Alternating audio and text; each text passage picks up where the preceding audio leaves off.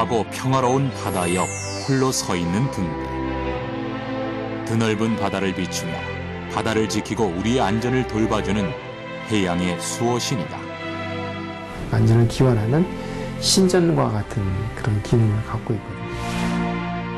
그렇다면 우리나라의 근대식 등대가 세워지기 시작한 때는 과연 언제일까? 아픔의 역사 속에서 등장한 등대.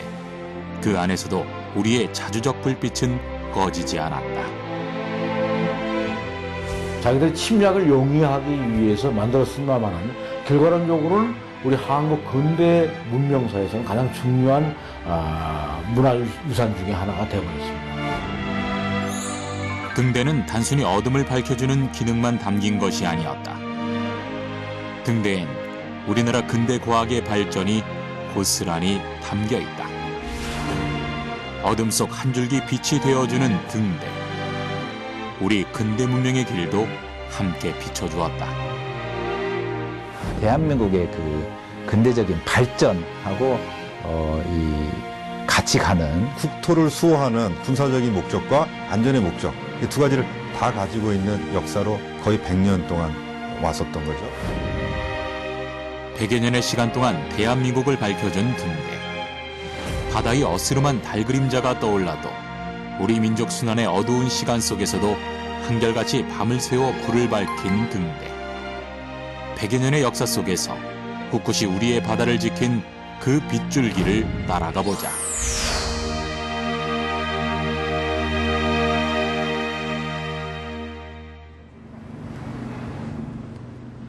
우리나라 최초의 개항장 인천. 1883년 개항한 인천은 정치 경제의 중심지인 수도 서울의 관문이자 중부 일대의 산업과 무역을 포용할 수 있는 입지 조건 때문에 매우 중요한 국제 항구로 등장하게 되었다. 서해 바다에서 배를 타고 들어가 보면 만나게 되는 섬 인천의 팔미도.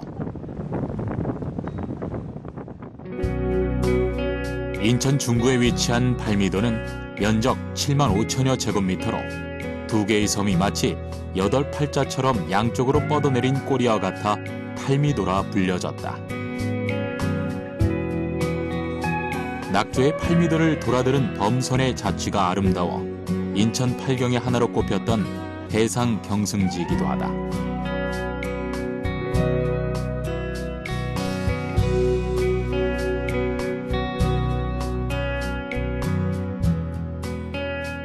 그리고 이곳의 근대 역사의 중요한 건축물 하나가 세워져 있는데 바로 팔미도 등대이다.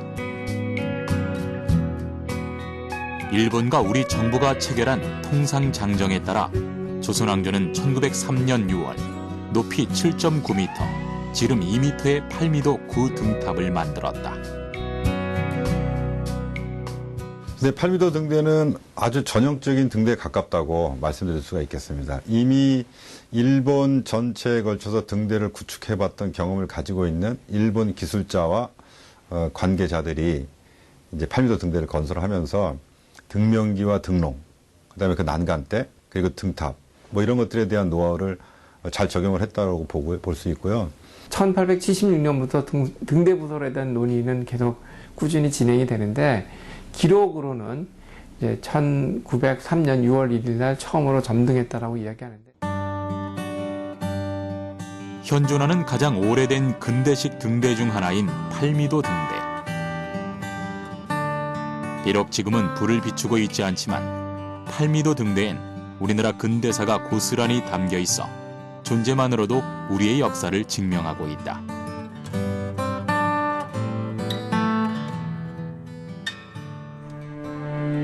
19세기 인천은 지금과는 매우 다른 모습이었다. 어선이나 작은 상선들의 기항지였던 인천. 그러나 곧 격변의 시대를 맞이하게 된다. 19세기 말 우리나라를 넘보던 열강들은 앞다투어 인천항의 자국의 거점을 확보하기 위해 각축전을 벌였다. 서양의 제국, 열강의 군함과 상선들이 잇따라 인천 앞바다에 나타났고 강화도 조약의 체결과 함께 인천은 개항의 시기를 겪게 된다.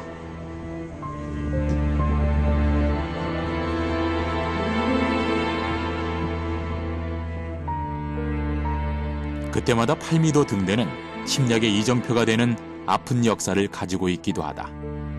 팔미도 등대를 설치한 나라가 바로 일본이었기 때문이다.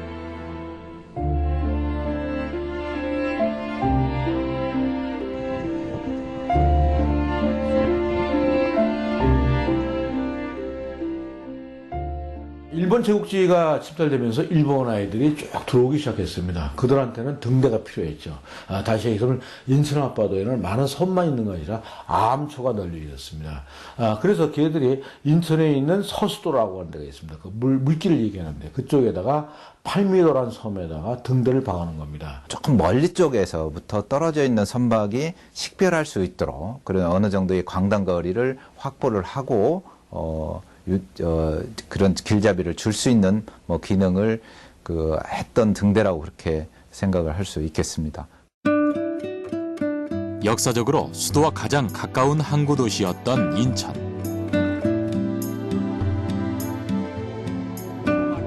어업을 위한 어선들이 주로 기항했던 이곳에 큰 상선들이 드나들면서 이들을 위한 항로 표지들이 필요했고, 이렇게 하나 둘씩 등대들이 생겨나면서 인천은 개항의 상징이 되기 시작했다.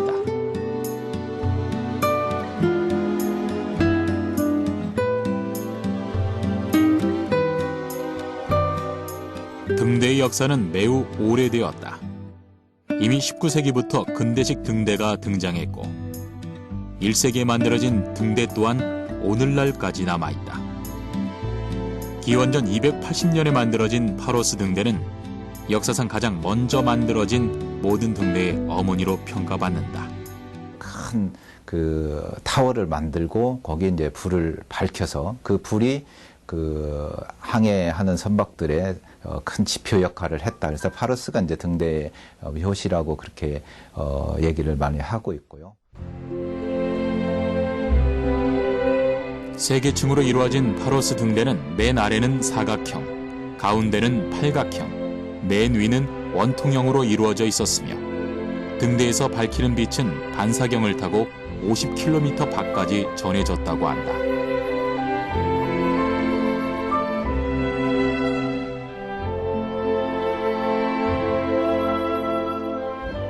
그렇다면 근대식 등대의 형태는 언제부터 시작되었을까? 바다에서 날아다니는 먼지라든지 또는 빗물이 과도하게 쏟을 때마다 그걸 이렇게 흘려내보내야 되기 때문에 자연스럽게 서구적인 관점으로 볼 때는 돔의 형식을 취하게 되었죠. 이와 같이 돔 모양의 원형 지붕 형태는 우리나라 근대식 등대의 시초인 팔미도 등대에서도 드러나고 있는데 왜 돔의 형식을 빌려 등대를 건축한 것일까?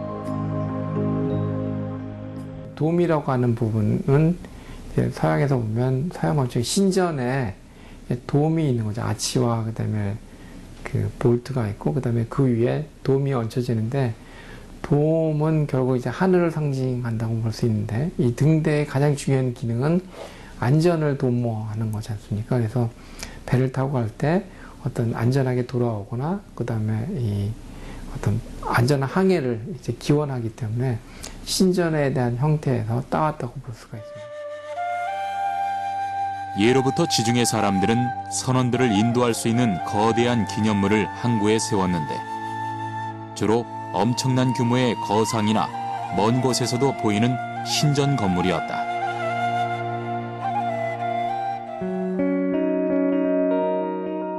그러나 그러한 것들이 항해에 크게 도움이 되지 않자 밤에도 선박들이 항구를 볼 수 있는 장치를 고안한 것이다.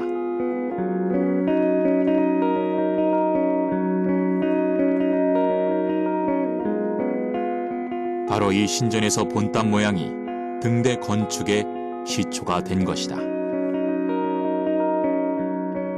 1876년 강화도 조약 후 개항장을 통하여 한일 양국 간의 선박 왕래가 날이 갈수록 빈번해지자 일본은 등대 건립 촉구와 함께 각 항구에 출입하는 상선으로부터 징수하는 관세를 등대 건설에 사용하라는 제의를 했는데 이 시기에 또한 러시아, 영국으로부터도 비슷한 요구가 있었다.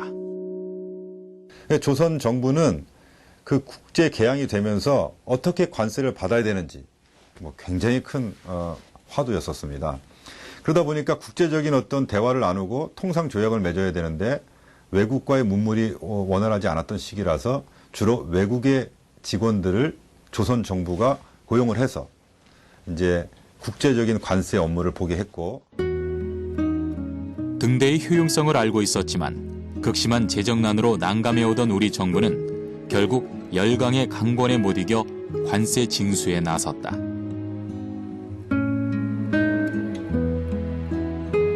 관세 징수를 목적으로 인천세관이 인천해관이란 이름으로 설립됐고, 독일인 뮬렌도르프가 임명되며 대한제국의 본격적인 개항의 시대를 알렸다.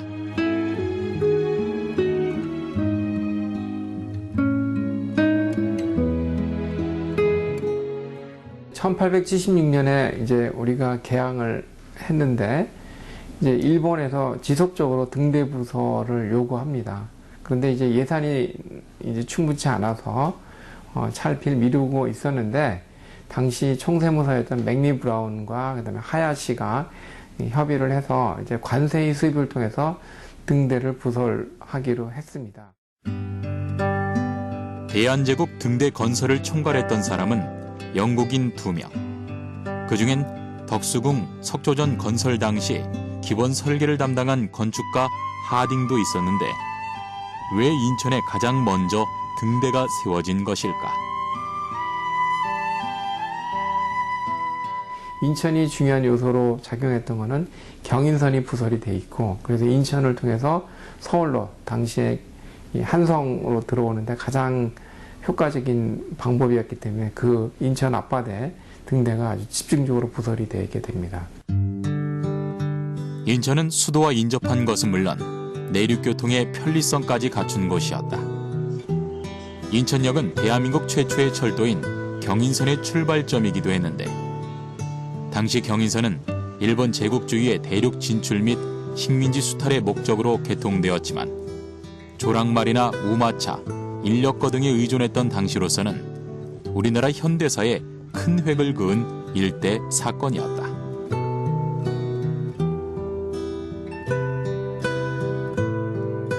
한국철도의 탄생역이자 교통의 중심지였던 인천. 팔미도에 근대식 등대가 세워진 이유인 것이다.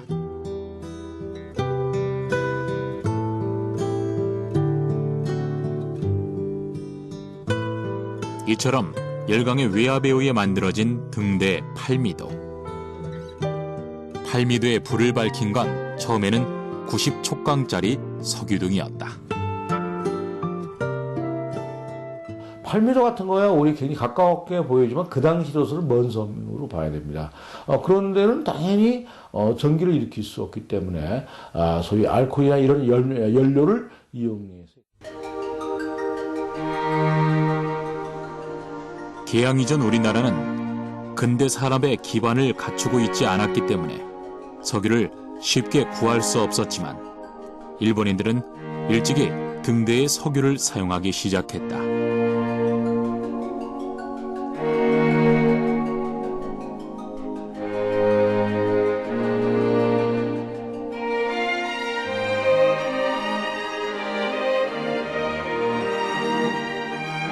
등대의 연료로 쓰인 석유의 공급처는 미국이었다.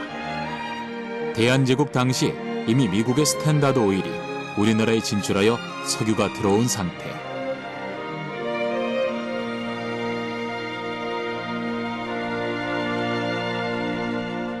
이렇게 석유를 사용하는 등명기가 점차 널리 사용되었고, 근대식 등대는 등명기를 등농이라는 구조물 속에 담는 형태로 발전되었다.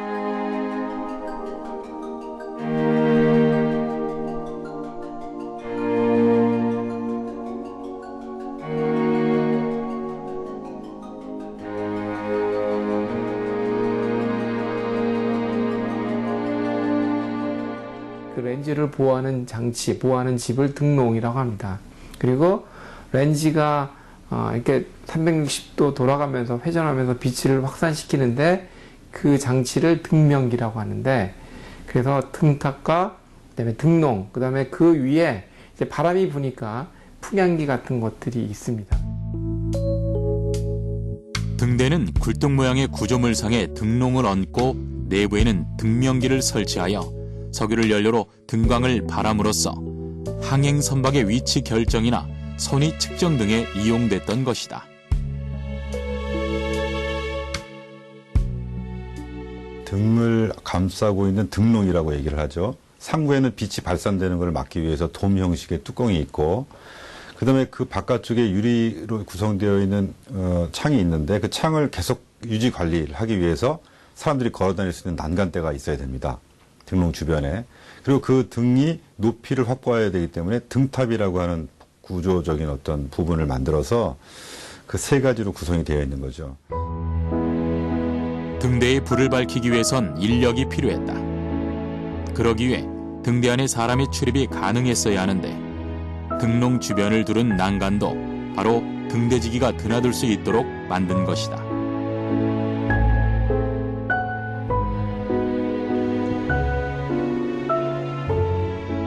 바다의 안전과 편리함을 위해 세워진 등대. 개방과 함께 수많은 외국 문물들이 빠른 속도로 들어오며 비로소 개항의 시대가 본격적으로 막이 올랐다.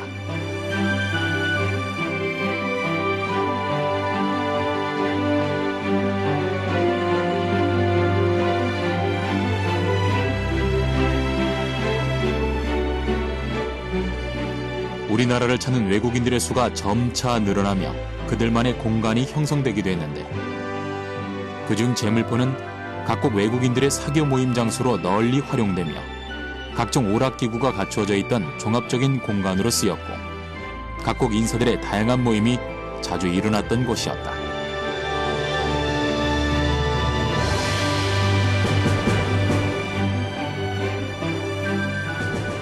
이렇게 외국인들의 왕래가 가능했던 것도 바로 등대의 역할이 컸는데 그러나 이러한 근대식 등대에는 무서운 의도가 숨어 있었다.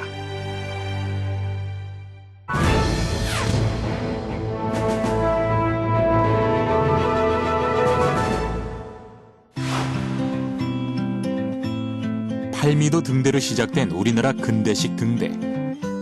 그러나 이 등대를 시작으로 대한제국은 기울기 시작했다.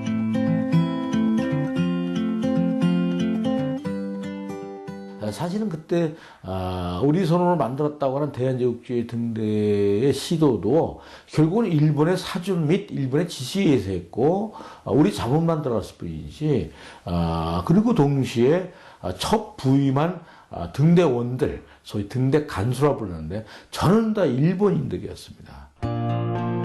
일본의 요구로 등대가 하나둘씩 세워지자 일본인들의 대한제국 진출의 속도가 빨라지기 시작했다.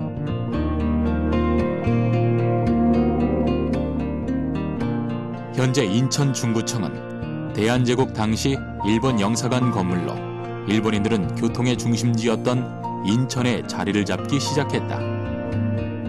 이전에는 내륙을 중심으로 해서 연결됐던 교통망이 항구를 중심으로 해서 이 우리나라 도로망이 체계가 바뀌게 되는데 그것은 철도가 부설되면서 이 항구 도시를 중심으로 해서 철도가 부설이 되는데 일본과의 연결이 등대를 통해서 완벽하게 이루어질 수 있는 거죠.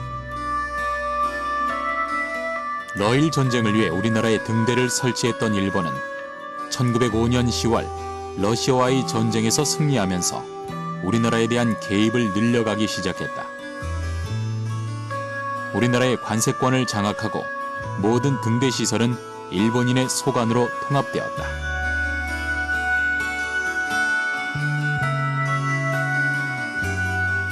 경술 국치 후 1912년까지 등대 37기, 기타 표지 133기를 증설하였고 8기를 개축하여 전체 등대수는 총 207기가 되었다. 등대가 늘어날수록 일제의 수탈은 점점 심해져 갔다.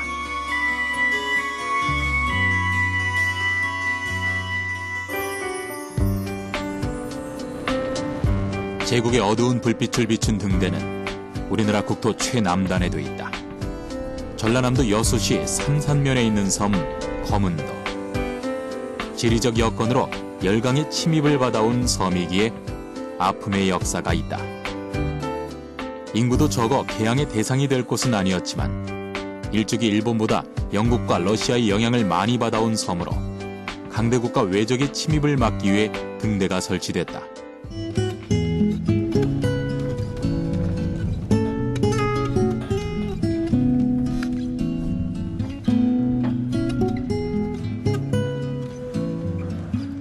동양 최대 규모 남해안에 최초로 불을 밝힌 거문도 등대는 1905년 4월 12일 세워진 뒤 지난 100년 동안 남해안의 백기를 밝혀왔다.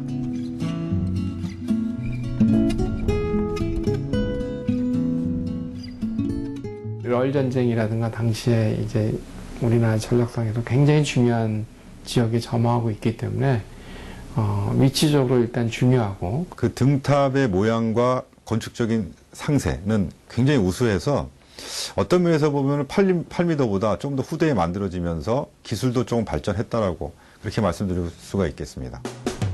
거문도 등대는 해발 127.9m의 수월산에 세워진 등대로 등탑은 높이가 6.4m, 흰색의 원통형으로 되어 있는데 등명기를 띄우고 불빛을 밝히면 약 42km 거리에서도 볼 수 있을 정도다. 그렇다면 왜 이 먼 곳까지 등대를 설치해야만 했을까?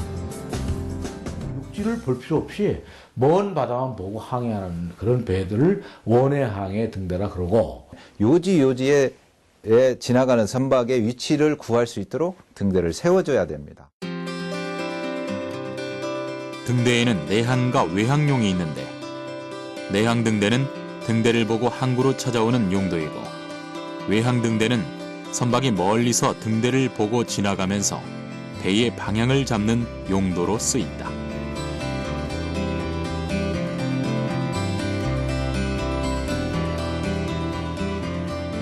거문도 등대는 선박이 멀리서 등대를 보고 인천이나 중국 다롄항으로 찾아가는 용도인 외항 등대였다.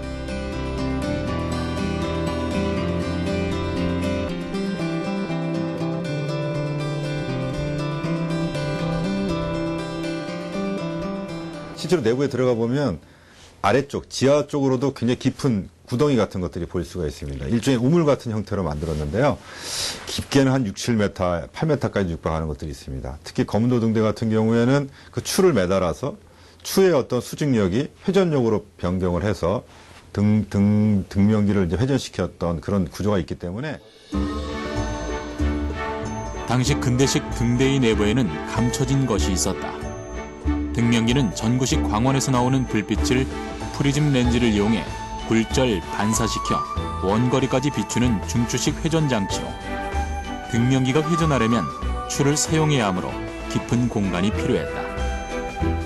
그래서 등대 밑에 땅을 깊게 파서 추를 매달아 등명기를 회전시켰다.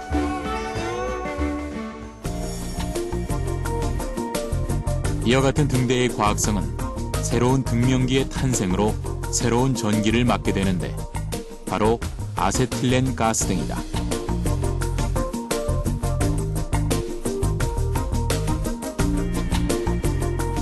당시 서양에선 아세틸렌 가스를 사용한 조명기기들이 본물처럼 쏟아져 나오기 시작했다.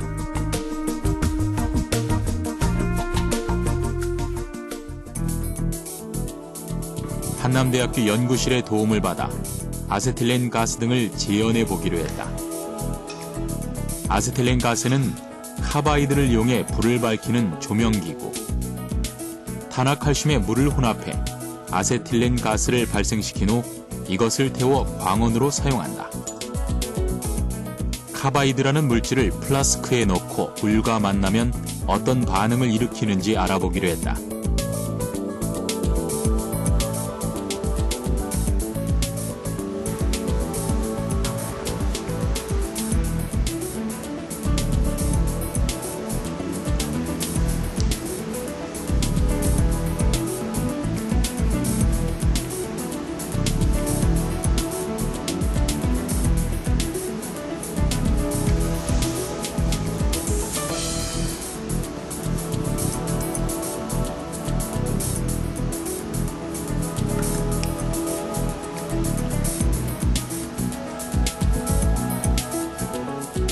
실린더에 카바이드를 채워놓고 꼭지를 돌려 물을 떨어뜨리자 카바이드에 물이 닿는 순간 연기와 함께 가스가 발생한다. 이것이 아세틸렌 가스. 카바이드의 구성물질은 탄산칼슘. 이것을 물과 반응시키면 두 개의 탄소 원자와 두 개의 수소 원자가 결합하여 아세틸렌 가스가 생성된다. 이렇게 발생된 가스가 삼각 플라스크에 가득 차고 플라스크 옆에 있는 노즐로 뿜어져 나오면서 불이 붙게 되는 것.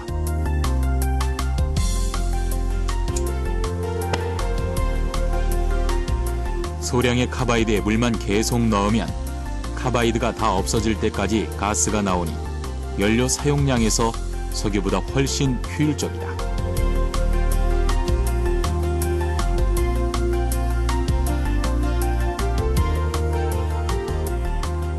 이렇게 수많은 등대들이 우리나라에 하나둘씩 생겨나면서 점차 등대의 기술도 발전해 갔다.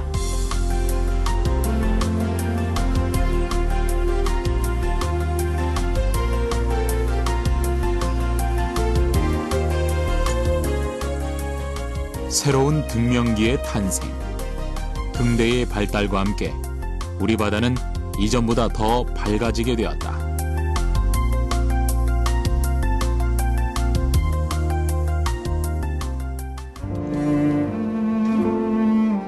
그러나 이러한 변화가 계속될수록 그 이득을 얻은 것은 우리나라가 아닌 제국주의 열강들이었다.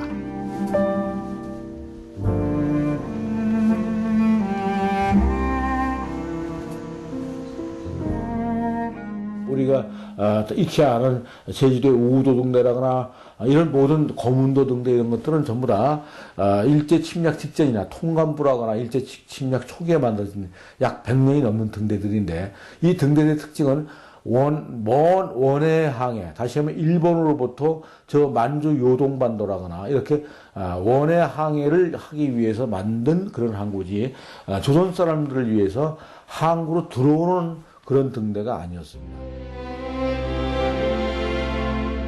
대한제국은 열강의 침략 속에서도 우리만의 항로 표지를 만들기 위해 노력했다.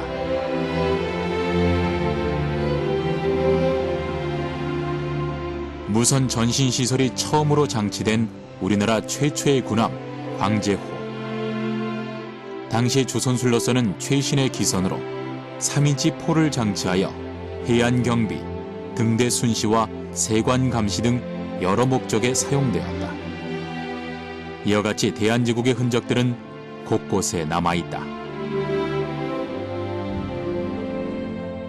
동해의 끝단 포항 호미곶,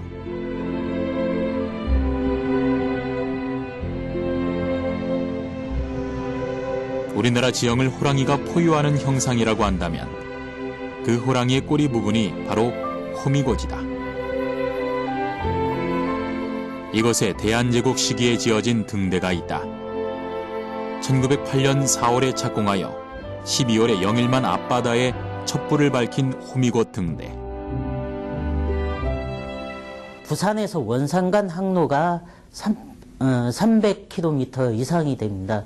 근데 이때 당시에 총 이제 등대가 딱 2군데만 설치되어 있었습니다. 그게 하나가 울산에 있는 울기 등간과 그 다음에 원산에 있는 수원단 등대 딱 2군데가 설치되어 있어가지고 그 중간 사이에 기점이 하나가 필요했었습니다. 그 남해안에서 이제 동해안 쪽으로 올라가는 선박, 그다음에 동해안에서 이제 남해안 쪽으로 내려오는 선박들에게는 큰 지표의 역할을 하는 게 호미곶 등대라고 말씀을 드릴 수가 있겠습니다.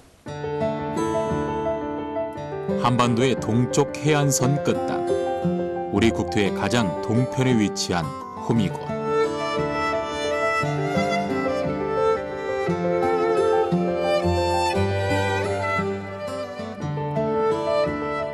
동해로 오는 배는 일단 호미곶 앞으로 모여 호미곶 등대를 보고 북쪽 또는 남쪽으로 방향을 잡는다. 호미곶 등대는 등대로서의 기능뿐 아니라 조형물로서도 주목받고 있다. 팔각형의 연화조로 철근 없이 벽돌로만 지어졌고 내부는 6층, 등탑의 높이는 26.4m다. 등탑 내 각 천정에는 대한제국 황실의 문양인 오얏꽃이 새겨져 있고 출입문과 창문은 고대 그리스 신전 건축의 양식으로 장식되어 있다. 조형적으로 가장 아름다운 등대라고 생각이 됩니다. 그래서 아주 날렵하게 이렇게 허리가 잘록하게 들어가면서 아주 높이 솟아서 매끄러운 몸통을 만들면서 마치 땅에서부터 이렇게 솟아오르는 듯한 곡선을 연출하게 되는 굉장히 세련되고 우아한 등대의 모습을 가지고 있습니다. 등대 출입문과 창문은 고대 그리스 신전의 건축 기법인 박공 양식으로 장식됐고 상부는 도명 지붕 형태의 팔각형 평면을 받치고 있다.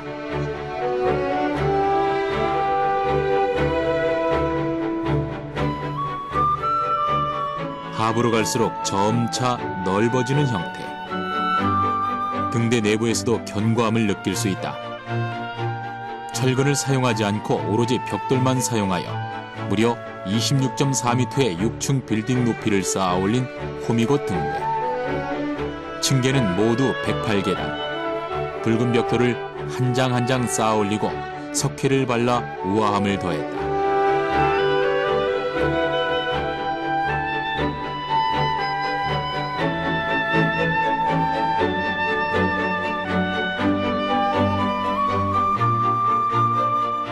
등대의 내부는 마치 현대의 건축물처럼 6개의 층과 각 층을 연결하는 계단으로 이루어져 있다.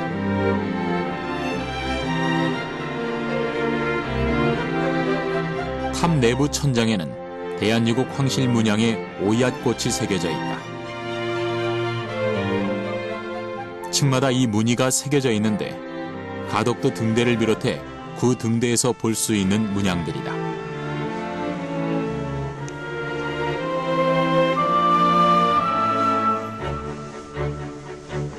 안개와 바람이 잦은 영일만에 위치한 호미곶 등대지만 그리스 건축 기법을 접목한 우아함과 견고함을 뽐내고 있다.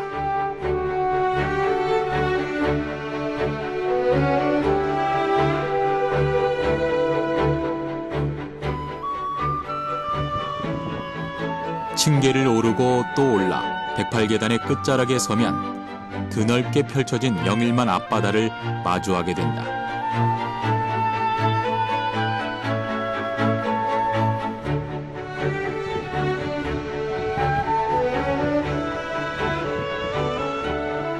호미곶 등대는 이전의 등대들보다 높아 주변의 넓은 곳까지 불빛이 닿을 수 있는 등대였다. 동해에서 항해하는 배들한테 안전을 도모하고 있다는 측면에서 또 조형적으로도 우리나라 등대 중에서 저는 가장 아름다운 등대 중에 하나가 아닌가 이렇게 생각이 됩니다. 1901년 청일 전쟁에서 승리한 일본이 대륙 진출의 기반을 다질 즈음인 1901년 9월 일본 선박이 대보 앞바다를 항해하다가 암초에 좌초되어 승선자 4명이 사망하는 사고가 있었는데 이 사건을 계기로 등대시설 공사를 하게 됐으며 1908년 12월 호미곶 등대가 건립된 것이다.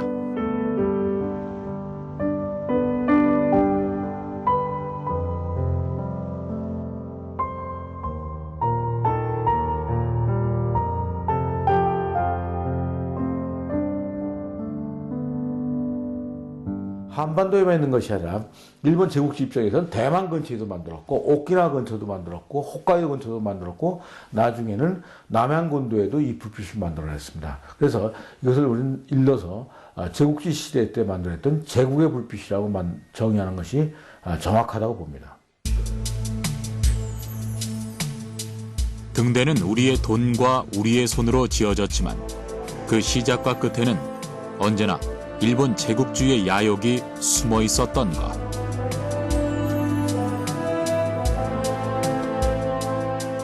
근대 등대의 시초인 팔미도의 설계도와 등대국 연보 등에서 보는 것처럼 일본의 관리하에 등대가 건설되었던 아픔의 시절이 있었다.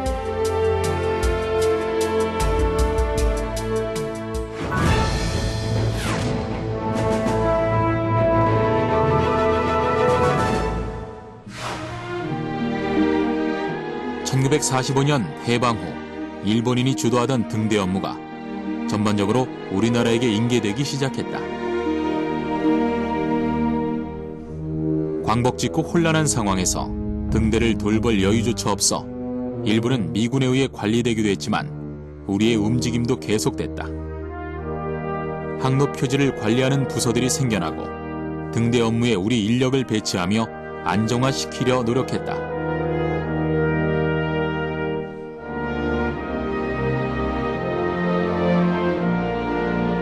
하지만 이미 이때는 등대가 많이 건설된 상황이라 새로운 등대를 건축할 일은 많지 않았다.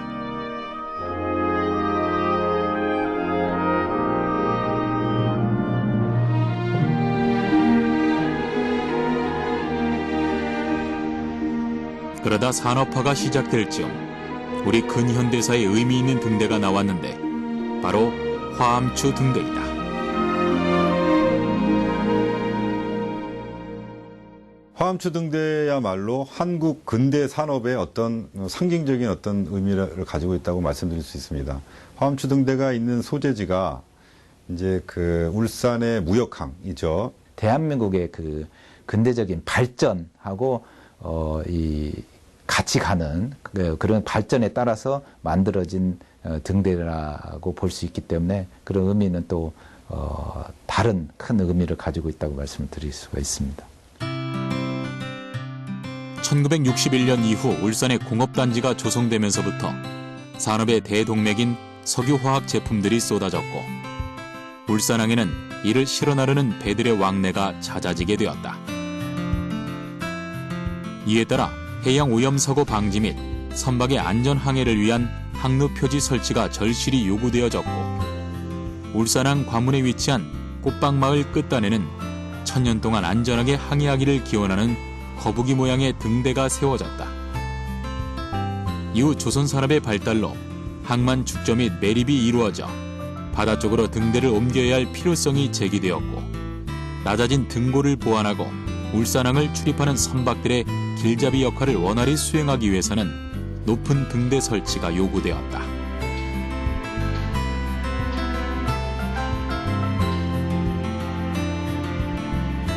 마침내 1994년 12월 동양 최대 규모의 등대가 건립되어 머나먼 여정을 헤쳐온 선박들을 안전하게 울산항으로 인도하게 되었다.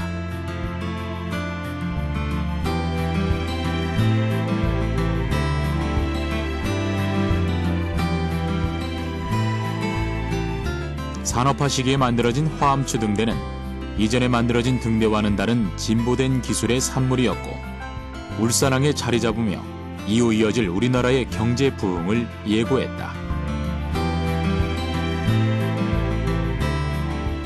비로소 등대는 제국의 등불이 아닌 우리나라를 지키는 파수꾼으로 다시 태어난 것이다. 우리나라에서 가장 높은 등대가 뭐냐라고 할 때는 가덕도 등대였습니다. 그런데 이 화암추 등대가 엘리베이터로 해서 전망대를 만든 다음 전망대가 있다 보니 일반인들이 많이 왕래를 하다 보니까 등대 본연의 기술과 본연의 임무를 하는 것이 자꾸 방해가 돼서 그 엘리베이터 전망대 위로 또다시 증축을 했습니다. 등탑 높이가 34.5m에서 10m 더 높여 44.05m가 되면서 우리나라에서 제일 높은 등대가 된 것이다. 등탑이 쭉 올라가다가 등면기가 나오고 그 위로 또다시 등탑이 올라가는 이런 굉장히 독특한 형태가 되고 그렇게 증축을 하면서부터 가덕도에 있는 등대보다 더 높아져서 한동안 우리나라에서 가장 높은 등대는 화암추 등대다. 뭐 이런 얘기들을 가지고 있는 그런 특징을 갖고 있습니다. 화암추 등대에 담긴 우리 근대 발전사. 등대 건설도 점점 전후 복구식의 차원을 벗어나 체계적이고 조직적인 계획하에 급변하는 해상교통의 환경에 적응하기 위하여 등대 건설에 박차를 가하였다. 그리하여 1998년 9월 말 당시 우리나라의 등대 시설은 양적인 면에서나 질적인 면에서 양질의 등대 시설을 확보할 수 있게 되었다.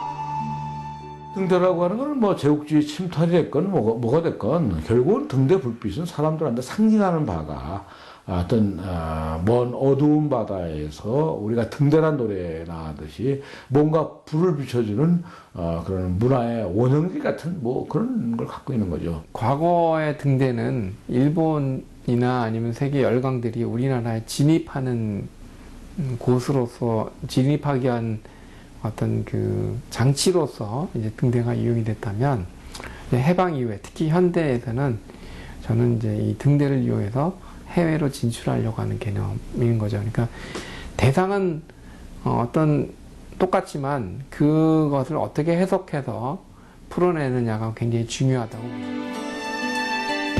아픔의 역사에서 시작한 우리나라 근대식 등대. 그러나 그 속에서도 우리의 자주적 움직임은 끊임없었고 그 결과 비로소 우리를 위한 우리의 자랑스러운 등대가 등장한 것이다.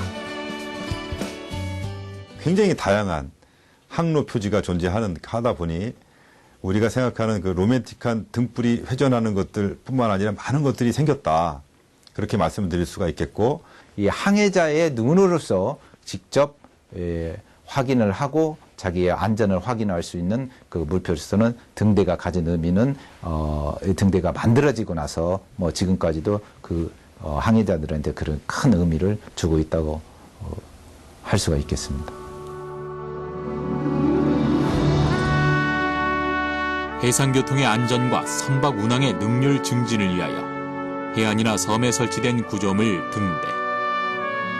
우리나라 등대 건설의 효시엔 일제의 강압이 있었지만 등대의 필요성을 느끼고 등대의 기술을 발전시켜 나가며 근대 문명을 일으킨 것은 바로 우리 민족의 힘이었다. 어느 순간 어느 상황에서도 100년이 넘는 시간 동안 우리의 바다를 지켜준 등대.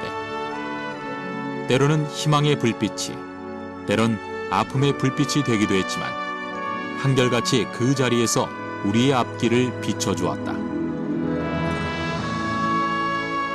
그 빗줄기를 통해 고통의 시간 속에서 우리가 나아가야 할 방향을 바로잡을 수 있었던 것은 아닐까.